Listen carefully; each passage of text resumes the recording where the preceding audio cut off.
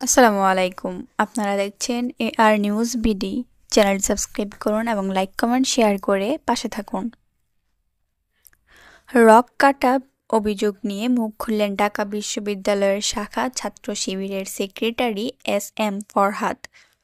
বৃহস্পতিবার দুপুর ৩টার দিকে ঢাবির এসটিএসসিতে সাংবাদিক সম্মেলনে তিনি এ বিষয়ে কথা বলেন।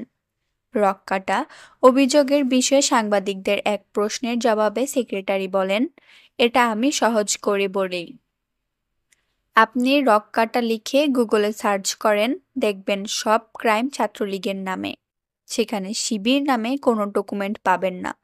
এই নামটা আপনাদের সঙ্গে এত জড়িত কেন? এমন প্রশ্নের জবাবে তিনি বলেন, এটা খুবই স্বাভাবিক।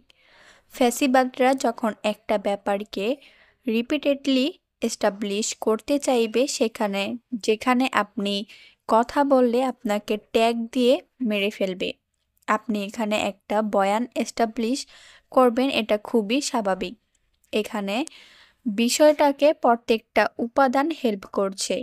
কেউ এই উপাদানটাকে বিরোধিতা করতে পারেনি। নেগেটিভ বিষয় যে এস্টাবলিশ করুক না কেন, কেউ হয়তো সমর্থন দেয় নাই, কিন্তু কেউ এর বিরোধিতা করতে পারেনি।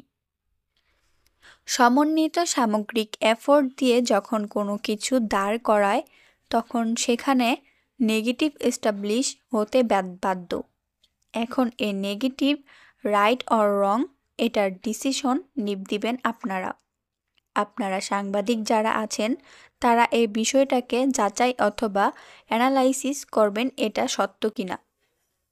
এর আগে রোববার বাংলাদেশ ইসলামী ছাত্র শিবিরের ঢাকা বিশ্ববিদ্যালয় শাখার সভাপতির পরিচয় প্রকাশ্যে আসার পর এবার আলোচনায় এসেছেন শিবিরের সেক্রেটারি।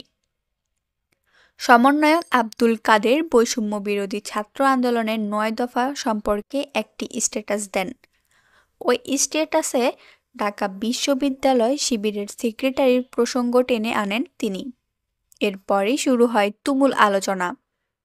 আব্দুল কাদের ওই স্ট্যাটাসে ফরহাদ নামের একজনকে ঢাকা বিশ্ববিদ্যালয়ের শিবিরের সেক্রেটারি হিসেবে পরিচয় করিয়ে দিলেও বিস্তারিত কিছু জানাননি তিনি।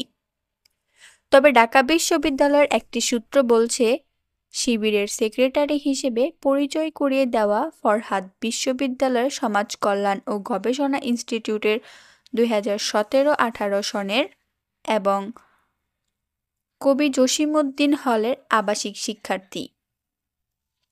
তিনি 2022 থেকে 23 সেশনে জসিমউদ্দিন হল ডিবেটিং ক্লাবের সভাপতিও ছিলেন। এছাড়া এস.এম. ফরহাদ ঢাকা বিশ্ববিদ্যালয়ে অধ্যয়নরত পার্বত্য চট্টগ্রামের শিক্ষার্থীদের সংগঠন পার্বত্য চট্টগ্রাম ছাত্র সংসদের সভাপতি হিসেবে দায়িত্ব পালন করছেন।